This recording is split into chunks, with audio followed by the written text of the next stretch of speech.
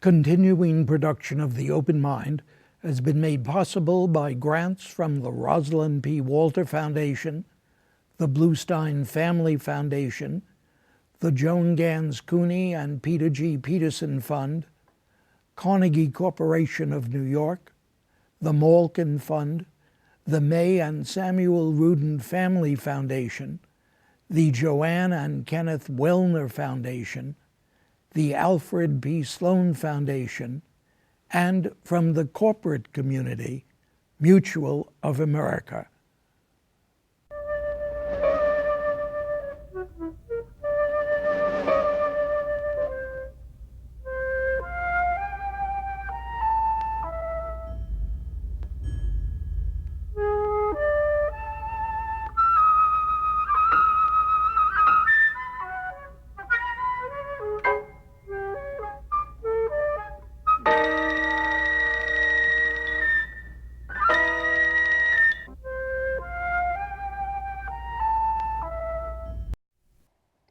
I'm Richard Heffner, your host on The Open Mind, and my Open Mind guest, for what must by now be the 36th time or so, is the distinguished New York attorney Floyd Abrams, the American legal profession's great First Amendment advocate. Now, back in the 1990s, in one of our many television conversations in which, always unsuccessfully to be sure, I try and then try again to move my guest just an inch away from what I consider, and of course he denies, is his free speech absolutism. I quoted from my guest's brilliant Ralph Gregory Elliott lecture, Serious Injury, Serious Evil, and the First Amendment. In it, Floyd had in turn quoted Supreme Court Justice Louis D. Brandeis to the effect that, quote, "It is the function of speech to free men from the bondage of irrational fears." To justify suppression of free speech, wrote Brandeis, there must be reasonable ground to fear that serious evil will result if free speech is practiced. There must be reasonable ground to believe that the danger apprehended is imminent. And now with so many presumably reasonable political scientists, press people, pundits, and pollsters having reported that the larger danger posed to our political system by his Citizens United victory in the Supreme Court is not only imminent, but right here and right now, isn't it time, I would ask my guest, I know his answer, but isn't it time, in the name of the general welfare of our nation as set forth in the very preamble to our Constitution, isn't it time for something of an about-face on the matter of tolerating totally unlimited and ever greater partisan political spending by any and all giant interests?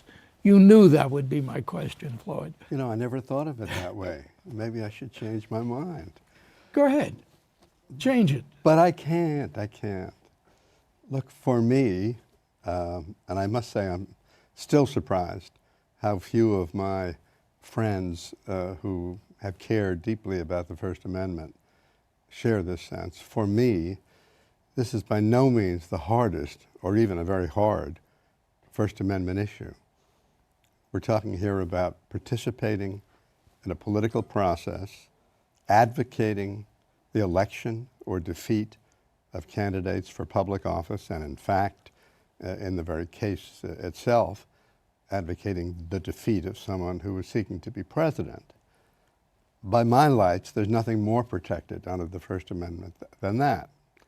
So as I view it, the notion of rationing speech, if you will, by saying only up to a certain amount, or of barring speech by saying no corporation can engage in it except a media corporation. So Mr. Murdoch can do it, but other people who aren't in the media can't. It's just off limits. And so notwithstanding, therefore, your, I know, genuinely held views, and those of your friends, sometimes my friends, I'm really sorry to see so many people who are prepared to support the rights of Nazis and pornographers and people who film the torture of animals, for those people to say, well, when it comes to speech about who to elect president, oh, in that case, we're going to say, no, you really can't do that if you're a corporation or if you're spending too much money and engaging in too much speech. I don't think there is such a thing as too much speech. Oh, Floyd, you know, every time we talk together, I wish so much that I had gone to law school and even just begun to learn the ways of the advocate.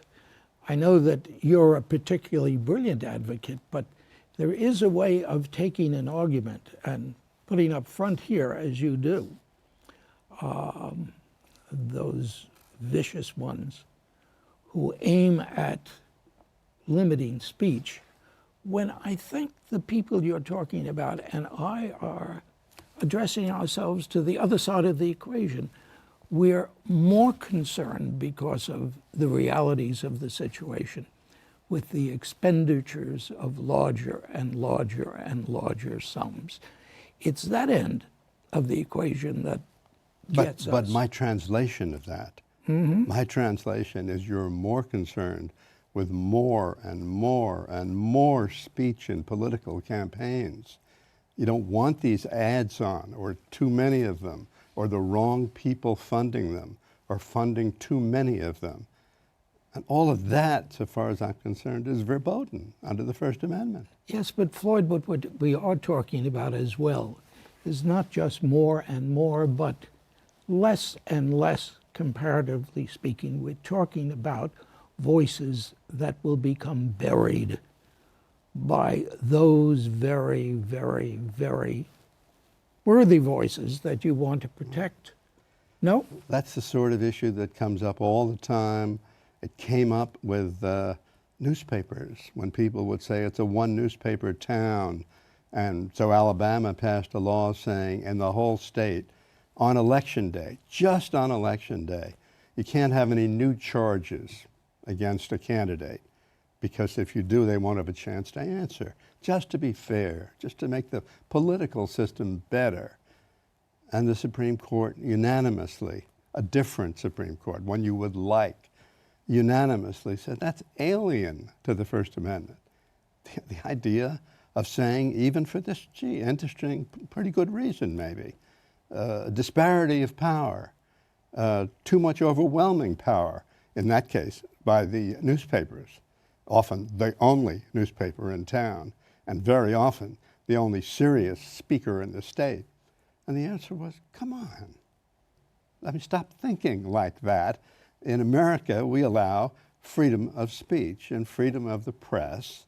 And so if you tell me you have some good reason for saying that so-and-so or these people are talking too much or too powerfully, my answer is, deal with it economically. You want redistribution of wealth to make life fairer in America? Do it through taxes. You want a way to assure that the people whose voices you think will be marginalized, try to have some public financing. But don't limit speech. And that's exactly what you're doing.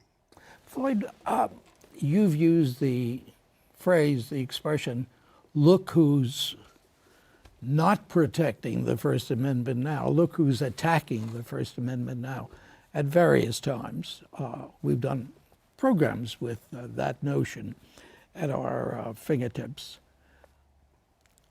How do you feel about so many people you respect, so many people with whom you have been associated in many battles, taking the position that this time, in this situation, reasonable persons will fear the unlimited political power of money more than the limitation on free speech? I'm deeply saddened. You don't look at that I see people and institutions that I care about being so willing to abandon speech of the most important sort, speech about elections, no less, speech about who to choose for president. That's the area they've chosen to say, well, there, too much is too much. We just don't think we can stand to have people out there talking so much if it's either the wrong people or they're too wealthy or they have too much power. And my answer to that is that for me, those answers are so, my answers are so fundamental in the First Amendment. That is to say, I take from the First Amendment more about the protection of this speech, political speech, who to vote for speech, than anything else. If you had said to me in the examples I gave earlier, you know, I mean, why do we protect the right of some creep to go take pictures of animals being tortured and killed? I would say, you know, that's the price we pay for the First Amendment because we don't want the courts to get involved and the legislatures to get involved in the content of, but I would never say what a terrible loss there would be if we were to say that's not to be permitted. Here, I think it's a real loss. Well, let me ask you, you know the arguments of those who now oppose your point of view. You know them very well because you've heard them so often. You've read them so often. How would you deal, seriously, just in terms of saying public financing? Because I don't think any of us begin wanting to limit speech. I think we do, as you say, want to encourage speech, but we know that in this real world, with reasonable people, we see that more and more speech is being paid for by those who can afford it, comparatively, so much more than those who can't. Well, that's always been the case. I mean, it's always been the case that people who had means, whether because they have money that they could spend now in campaigns, or they owned newspapers, or they, you know, Mr. Potter in Pottersville, I mean, those aren't made-up stories. We want to deal with equalization. There are ways, and it's very difficult, and I'm not suggesting that the votes are there to do the sorts of things I'm talking about. I'm just saying that the way we generally, at least, approach situations in which there's a very high important speech interest on one side, and there's another serious interest, is to see, is there some way to accommodate both? And the usual way to accommodate both of economic inequality is to deal with it economically. We're not doing that, and I turn back to your friend, Mr. Justice Cardozo, Brandeis, I should say, but maybe Cardozo would have been in the same position, maybe Oliver Wendell Holmes, not wanting us to cry fire when there isn't a fire in a crowded theater. There have been, and that's why I use that quote, so many instances in which we've said it's reasonable to put the greater weight on this concern than on that concern. There are concerns that you have too, along with your concern with free speech. Sure, there are other social interests, but the area in which we are most vigilant, and in which I think we should be, in protecting the speech element, is politics. The area in which we should trust Congress least in legislating is politics. We don't, I think that the notion of relying on legislatures to, I'm trying not to be pejorative, but to make the decisions about how much speech should be allowed from different elements or groups or whatever in our society is contrary to the core well, maybe that's of the why First Amendment. I've waited quite so long to get you back here, Floyd, because we've certainly gone over this before. Now there is such a backlog of expression of concern at what Citizens United hath wrought that I wonder if you don't feel constrained No, I just feel saddened that About- people who once cared deeply about the First Amendment are quite so willing to give it up. You're concerned about that. Yeah. Well, are all these people unreasonable, do you think? Unreasoning, unreasonable people? I think that we have found or that they are behaving as if the speech interest, when it really comes down to it, just doesn't really matter so much when it conflicts with what they view as a sense of equity or a too great abundance of power and the like. And I have to say, I think what they are showing, in part for political reasons, most of them are on one political side rather than another, but in part because politics aside, they believe that their egalitarian impulses are such that we have to wipe away this significant element of speech in the service of assuring that there is a greater equality in speech. That's what the Supreme Court back in the 1970s called an idea that is alien to the history of this country. Alien. A greater equality? No, stripping speech in the name of equality, striking down the ability to talk about political matters because you think some people have too much power. Yes, that's alien to this country. Is it alien to say that what we're faced with now is I won't use the phrase clear and present danger, but I would go back to a less evocative series of phrases? I just think that's unrealistic. I mean, if you want to put aside the First Amendment now, or put aside the speech element and just address what's happening in the country, you know, apart from whether there's a good argument or bad argument about the First Amendment, even there, no, I don't share your view about where we are or where we're going. Am I concerned sometime when Mr. Edelman comes up with another $5 million?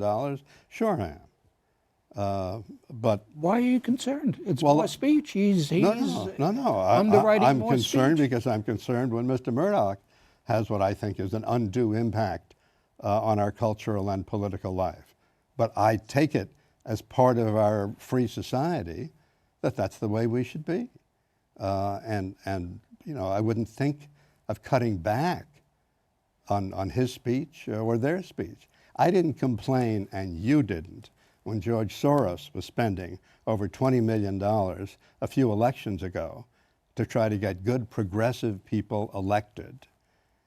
And I don't think that people who weren't complaining about that should be complaining about this because the wrong people now happen to be spending their money. You see, you're making one error, and it's a factual error. I was concerned about the Soros expenditure. I am concerned with anyone's. Well, I'm glad to hear it. I didn't read that in the New York Times at the time. I didn't hear it from the Democratic Party. I didn't hear it from the Democratic presidents. I didn't hear it from the great progressive friends that both of us have. I didn't hear any of them saying, oh my heavens, what a terrible thing. Soros is spending money trying to elect progressive candidates. That's harmful to the system. That all passed me by if it happened. Now, am I to take responsibility for what you read and hear, or for what others write and say? No, I'm talking Just about... you and I speaking? No world out there? Well, Floyd, but what are we going to do about this? Honest to God, what are we going to do about a situation in which who has the gold rules, a different kind of golden rule? But they don't rule. You are presupposing that they're going to win every election. You're presupposing that putting these ads on is going to so significantly change the political process that all the bad people who you think they're supporting are going to be elected. I don't believe that's true. It hasn't been true in the past. What do you think is true? What truths can we draw out of this whole business of money and politics? I think the greatest risk of money in politics is a sense of indebtedness by the candidates. I think it is true that certainly access is easily available to large contributors. I don't think that's new, but it is certainly true. I don't think that we have corruption in the way I think we would both mean it, moral corruption, political corruption, as a result of Citizens United or cases like or stemming from or preceding Citizens United. I don't think that at all. And I think, in fact, we had a more open, longer lasting, more interesting, more competitive Republican primary this year than we would have but for the activities and the money spent by the large supporters of the candidates. I mean, Newt Gingrich would have been out earlier, right? That's a bad thing for me, not a good thing. I think we want him in. Other candidates would have been out earlier.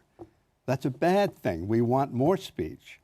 And I think that the money, the bad word, the money that was spent to buy the advertisements that these people were able to put on has served, not disserved, the country. You respect, I'm sure, in many ways, to a large degree, your friends and my friends. I'll leave me out, All right. who are complaining about Citizens United. Do you have any practical response to their concerns? And I don't mean in terms of a political party, this political party or that. Well, the most important thing they could do is to read the opinion. That's a little too much to ask of them. Or to really to get involved with the facts. I did a brief. God save me. But I did a brief recently which led me to study all the money that was spent by the super PACs, so to speak, in the 2012 Republican campaign. Now, the question we were addressing... You mean the primary? The primary. Right. The question was, how much corporate money was spent in that campaign? There were over $90 million spent by the super PACs in advertising. Less than 1% came from public companies. Less than 15% came from companies as a whole. All the rest came from individuals. The individuals like Adelson, the individuals who basically funded, there were a lot of small contributors also, but the big money all came from individuals. It pains me that when I say this, my progressive friends either don't believe it or think there must be something wrong with it. There's nothing wrong with it. Citizens United was a case about corporate money spending, right, and, if you will, union money spending. There hasn't been that much of it. There has not been that much of it. We have not been overwhelmed by it. If there's a problem here in terms of the impact of the law in perpetuating wealth distribution in a way which is potentially harmful in campaigns, it's because individuals now are participating to a much greater degree than ever before on a large scale. I mean, we've never had these $5 million, then another $5 million money thrown into it happens, it's a super PAC, but thrown into a campaign before. Now, do I think that's a bad thing? No, I don't think it's a bad thing. I hope there's countervailing money on the other side. For the presidential race, I have no doubt that there will be. Am I worried? Sure, I'm worried sometimes that one side will have so much that it'll overwhelm the other. Would you, in the most public and the most important activity that we can engage in as citizens, electing or public officials, would you accept the notion that it is a public function and it should be financed publicly only? No, No, I think people ought to be allowed to speak out and have their say without regard to a government funding project. By speak out, you mean pay out. Pay out, put ads on, publish books, publish Spend money. pamphlets. Well, yeah, you need, I mean, you know, you have lights here. People have to buy them. We have microphones here. There are things that money has to be spent on in order for words to be gotten out to the public as a whole. Public funding would provide for words gotten out to the public as a whole. But on a limited scale, right? Well, you say on a limited scale, it would be up to you and to me as taxpayers to decide how vast the sums would be. Right, and therefore, how much we could speak, effectively speak. How much we could spend. You'll keep doing that. I'll keep doing I don't that. understand, though. I don't understand how you can deny that the money buys speech. Do you deny that? Do I deny that it buys the time on television? No, of course not. No, and that the time on television is used for political advocacy, efforts to persuade people who to vote for, the sort of stuff that there was a time we would have agreed the First Amendment protected. There was a time, no, I won't say that. There was a time when all of your friends, and I think probably this is the time, would feel, Floyd, please, please, please see what the other damage is. Yeah. Yes, you have to do something that's negative. As the Supreme Court justice I quoted before, because you had quoted him, had said, but reasonable, rational men know that at times they And he have was to make talking those about choices. nation-threatening military risk. And I'm getting a sign that I have the risk of our being cut off the air. Right. Thanks for joining Thank me you. again, Floyd. And thanks to you in the audience. I hope you join us again next time. Meanwhile, as another old friend used to say, good night and good luck. And do visit the Open Mind website at 13.org/openmind to reprise this program online right now, or to draw upon our archive of 1,500 or so other Open Mind and related programs. That's 13.org/openmind.